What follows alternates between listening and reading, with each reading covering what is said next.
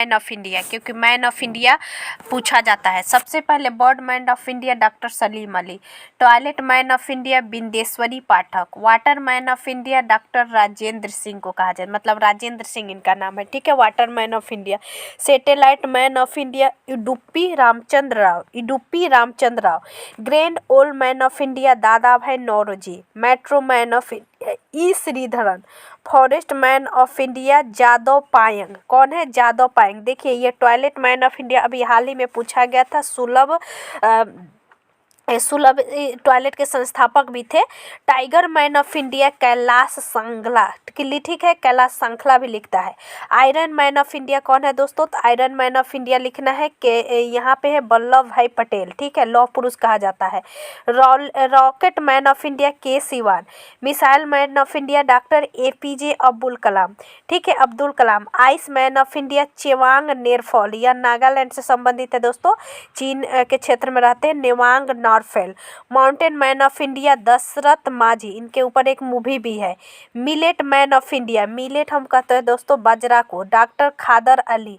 Missile women of India Tessy Thomas, missile women of India Tessy Thomas. Grand old lady Zohra Sehgal, grand old lady Zohra Sehgal. Rocket women of India Ritu Karidhal, जब चंद्रयान 2 हुआ था, छोड़ा गया था, तो उसमें महत्वपूर्ण भूमिका निभाई थी। तब प्रमुख इंडिया को देख लिए दोस्तों। अगला हम राज्य में देखते हैं कि कौन राज्य प्रथम स्थान पर है। पहला है कुल खदान में, तो कुल खदान मतलब सब में गेहूं चावल धान सब चीज में कौन प्रथम स्थान है? तो उत्तर प्रदेश, और द्वितीय स्थान पर मध्य प्रदेश। तिलहन में यानी तेल वाला जो होती है, कुल तिलहन मतलब चाहे वह सोयाबीन का तेल हो या सरसों का तेल हो या किसी चीज़ का तेल हो, राजस्थान प्रथम स्थान पर है, दूसरे स्थान पर गुजरात। कुल सब्जी उत्पादन में तो उत्तर प्रदेश और फिर पश्चिम बंगाल दूसरे स्थान पर। कुल फल में तो आंध्र प्रदेश, पहले भी फल में था आंध्र प्रदेश, फिर महाराष्ट्र, ठीक है। कुल बागवानी फसल में दोस्तों केरल, यानी बागवानी जिससे बागवानी फसल हम नहीं कहते हैं कि लताएं वाला होती है अंगूर, उसी में। चावल प्रथम स्थान पर चीन है, ठीक है, चावल में प्रथम स्थान पर कौन है दोस्तों? चीन, ठीक है। अब पूछेगा कि भारत में कौन प्रथम स्थान में है, तो भारत में जो प्रथम स्थान पर है पश्चिम बंगाल और दूसरे पर उत्तर प्रदेश, ठीक है, चावल में। अगला है मक्का में, मक्का में प्रथम स्थान पर अमेरिका है, ठीक है, और कर्नाटक प्रथम स्थान पर है और मध्य प्रदेश दूसरे स्थान पर। ये नया डेटा है, ठीक है। मक्का में कर्नाटक प्रथम स्थान पर। गेहूं चीन में ही होता है, उत्तर प्रदेश प्रथम स्थान पर और मध्य प्रदेश हमारा दूसरे स्थान पर। यानी गेहूं में भी जो हमारा उत्तर प्रदेश, अभी हम लोग मक्का में देखे थे कि मध्य प्रदेश दूसरे स्थान पर, और फिर गेहूं में भी दोनों एक साथ ही बोआ जाता है, गेहूं के साथ मक्का ही रहता है आलू के साथ। ज्वार जो कि अमेरिका में प्रथम स्थान पर है, ज्वार बाजरा जो कि बहुत मोटे अनाज है, तो महाराष्ट्र में है या कर्नाटक में। गन्ना दोस्तों उत्तर प्रदेश में सबसे ज्यादा होता है, पहले भी होता था, फिर महाराष्ट्र में दूसरे स्थान पर। कपास पहले स्थान पर चीन है, इसे देखिए तो। और राज्य में हमारा गुजरात है, पहले भी गुजरात था, और तेलंगाना दूसरे स्थान पर। चाय में चीन है, प्रथम स्थान पर असम, दूसरे स्थान पर पश्चिम बंगाल, ठीक है, जो कि दार्जिलिंग का क्षेत्र में चाय बहुत होता है। कॉफी में ब्राजील प्रथम स्थान पर था, पहले भी था। कर्नाटक भी हम लोग का पहले स्थान पर था, दूसरे स्थान पर केरल है। जूट में दोस्तों पश्चिम बंगाल पहले स्थान पर और दूसरे स्थान पर बिहार, और जूट में प्रथम स्थान पर भारत है, ठीक है। अब आते हैं तंबाकू में प्रथम स्थान पर दोस्तों आंध्र प्रदेश है, ठीक है। सोयाबीन में प्रथम स्थान पर अमेरिका है, और मध्य प्रदेश प्रथम स्थान पर पहले भी था, दूसरे स्थान पर महाराष्ट्र।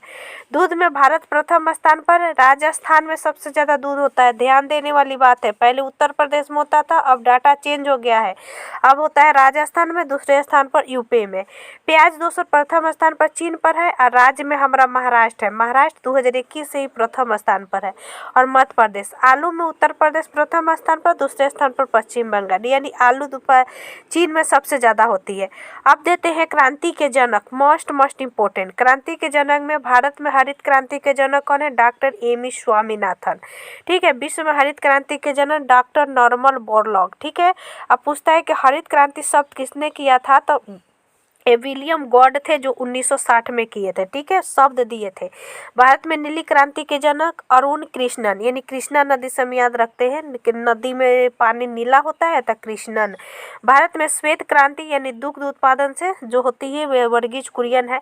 भारत में प्रेरित प्रजनन के जनक कौन है? हीरालाल चौधरी। ध्यान रखिएगा, हीरालाल चौधरी प्रेरित प्रजनन के जनक है। अगले, भारत में गुलाबी क्रांति का झींगा उत्पादन जो गुलाबी क्रांति से है दुर्गेश पटेल और साथ में इंदिरा गांधी भी संबंधित है।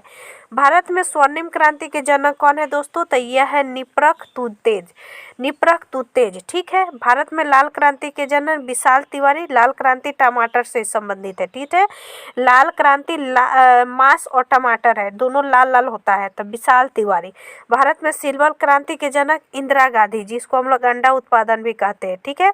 अब हम यहाँ आ जाते हैं हरित क्रांति, कृषि से संबंधित क्रांति। देखिए, हरित क्रांति 67-69 में हुआ था, तृतीय पंचवर्षीय योजना में ऐसे विशेष काल चल रहा था, तो खाद्यान्न उत्पादन से संबंधित है। सुनहरी क्रांति सब्जी और फूल उत्पादन से। श्वेत क्रांति 1970 में शुरुआत हुआ था, दुग्ध उत्पादन। कृष्ण क्रांति यानी काली डीजल, यह खनिज तेल से है, पेट्रोलियम। नीली क्रांति मत्स्य से है दोस्तों। गोल क्रांति आलू, ठीक है। भूरी क्रांति उर्वरक, ठीक है। पीली क्रांति दोस्तों पीला तिलहन होता है, अभी हम लोग इसका पीताम्बरी भी एक पढ़े होंगे इसके पहले। लाल क्रांति में मांस टमाटर। गोल्डन फाइबर जूट से संबंधित है। गोल्डन फाइबर किससे संबंधित है दोस्तों? जूट से। अगला है कि सिल्वर फाइबर कपास से। सिल्वर फाइबर कपास से, सिल्वर उजला होता है, कपास का जो रुई हम लोग देखते हैं तो इसलिए सिल्वर फाइबर कहा जाता है। गुलाबी क्रांति प्याज और झींगा। गुलाबी क्रांति कौन है? प्याज और झींगा। यहाँ हम लोग देखते हैं दोस्तों ऋतु पर आधारित प्रश्न, यानी ऋतु से जो आता है प्रश्न, जैसे कि गेहूं, रबी फसल कौन सा है? तो रबी फसल जो अधिकतर आपको 2 अक्षर का नाम मिलता है इसमें, जैसे देखिए मैं जहाँ तक याद की हूँ कि गेहूं चना, उसके बाद में राई आलू, चारों 2 अक्षर का हो जाएगा। र से 2 अक्षर रबी, और गेहूं भी हमेशा रबी फसल में जो हम लोग देखते हैं कि रबी फसल में होती है, 2 अक्षर का रबी और गेहूं। गेहूं के साथ में चना, चना के साथ में दोस्तों मंसूर भी होता है, ध्यान रखिएगा। जो दाल होती है चना मसूर ये सब इसी के साथ होती है। जौ, मटर जो होती है दोस्तों हम लोग ठंडी के मौसम में ही मिलता है मटर। सरसों दोस्तों यह खरीफ फसल भी है, रबी फसल है, लेकिन याद रखना है खरीफ आपको मकई दोनों में आएगा, ठीक है, मकई दोनों में आता है, तो सरसों आपका रबी फसल। मटर भी दोस्तों जो हमारा रबी फसल। तो ये राई है दोस्तों, राई। और इसके अलावा आलू, आलू तो हम लोग गेहूं के साथ ही काटते हैं। यह अक्टूबर नवंबर में बोई जाती है, मार्च अप्रैल में काट ली जाती है, यानी जब अक्टूबर नवंबर में धान की कटाई होती है उसके जस्ट बाद गेहूं की बुआई हो जाती है। तो खरीफ फसल, तो खरीफ 3 अक्षर से चावल, 3 अक्षर से खरीफ, 3 अक्षर से चावल हम याद रखे हैं। तो चावल के साथ में दोस्तों ज्वार हो जाता है, बाजरा हो जाता है, मक्का हो जाता है, इसके अलावा तिल हो जाता है, और मूंगफली जो हम लोग खाते हैं यह 1 साल में होता है। इसके अलावा दोस्तों गन्ना भी इसी के साथ होता है, ठीक है, ध्यान रखिएगा।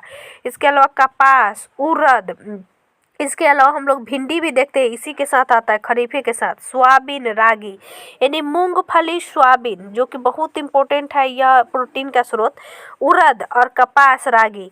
और हम लोग दाल में यहाँ पे जो चना और मंसूर देखे थे वह रबी फसल है।